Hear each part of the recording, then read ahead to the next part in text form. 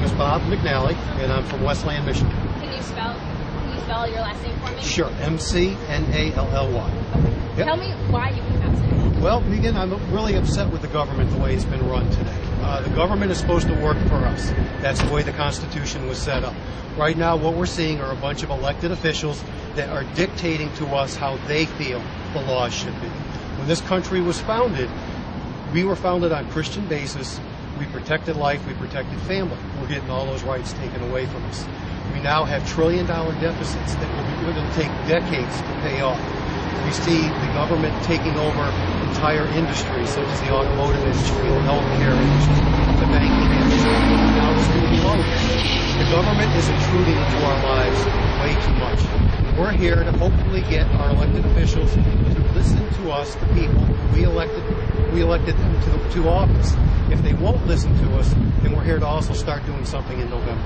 So have you been following the Tea Party since they first started? Yes, I have. And I wasn't sure it was going to take off at first, but I'm really impressed with the work that they're doing now. At the national level with Michelle Bachmann, Sarah Palin, the work that they're doing, even Joe the plumber, who's associated with us. I think he's really got a great message, and they're trying to get the people involved. For so long, people didn't pay attention to what was happening in government. They were happy watching American Idol, and they were happy watching Dancing with the Stars, and politics was just something that they didn't have to pay attention to.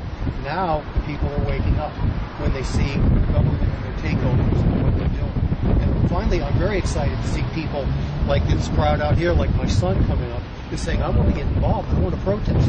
I want our elected officials to pay attention to us. They work for us, not the other way around. Is there any part of this healthcare bill that you support? Very few pieces. Now, I think that the Obama and the Democrats should have listened to the Republicans. You don't have to take over health care to make improvements to it. For instance, you could allow companies to bid across state lines.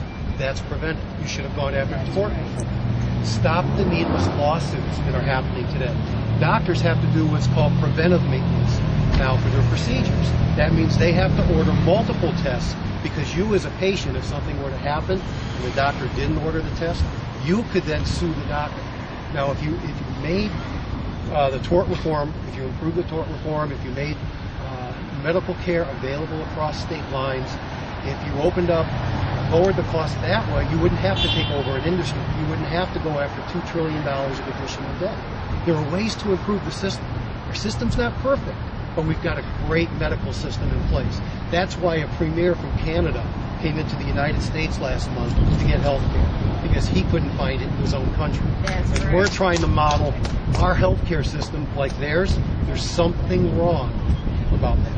Okay, now my last question for you Yes, is, absolutely. Bart Stupak's resignation yesterday, what do you think about it? Was it motivated by the Tea Party efforts? I don't know so much the Tea Party efforts as just people in general being fed up. Bart Stupak claimed to be a pro-life Democrat. He showed his true colors when he sold out his soul for a couple of $100,000 of investment in his district. Bart Stupak could have stopped this. And the meaningless executive order that he signed with President Obama, it didn't mean anything. Executive orders can be overturned. They're only good for one term. Bart Stupak, I don't think he listened to the people that voted him into office. He listened to Nancy Pelosi. I understand he had a tremendous amount of pressure on him. I can only imagine what he went through that last week. But he needs to stand firm. If he claims to be a pro-life Democrat, then he needs to prove it. And he had 8 or 10 votes that he took with him, and that allowed this to pass. He now has to live with the fact that millions of unborn babies are going to be murdered because of his actions. This is the largest federal infusion of money into abortion since Roe v. Wade. He has to live with that now. I wish him well. I thank him for 18 years worth of service.